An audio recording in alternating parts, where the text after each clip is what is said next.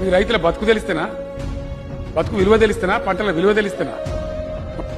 ఒకవేళ కాళేశ్వరమే కట్టకపోతే మెదక్ల మల్లన్న సాగర్ ఎక్కడిది అధ్యక్ష? కొండపోచమ్మ సాగర్ ఎక్కడిది? రంగనాయక సాగర్ ఎక్కడిది? ఇల్లంతకుంటలో అన్నపూర్ణ ఎక్కడిది? వాటిలో నీళ్ళు ఎక్కడివి అధ్యక్ష? చెప్తే నవ్వొస్తుంది. చంద్రబాబు నాయుడు గారు ముఖ్యమంత్రి ఉన్నప్పుడు ఓడికి తెస్తున్నాం మాట్లాడమని చెప్పి అది ఆడ వరంగల్ పోయి నీళ్ళు ఇడిచిన అధ్యక్ష. దేవాదులు కాదు, కాకతీయ కాలువలు నీళ్ళు ఇడిచిన, కాకతీయ కురవి ఆడ పోయి నీళ్ళు ఇడిచిన అధ్యక్ష. ముఖ్యమంత్రి హైదరాబాద్ ఎట్లా పోతే కాలువలో నీళ్ళు ఎట్లా పోయినాయి అధ్యక్ష.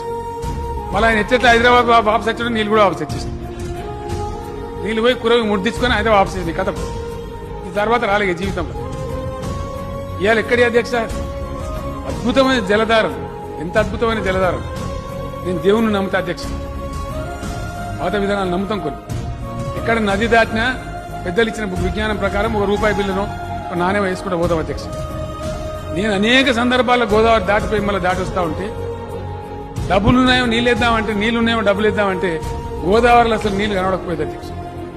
ఓ మడుగుల్లో గుంటల్లో ఉంటే దాన్ని వెతికి దాని దగ్గరికి పోయి పైసలు వేసి వచ్చేది.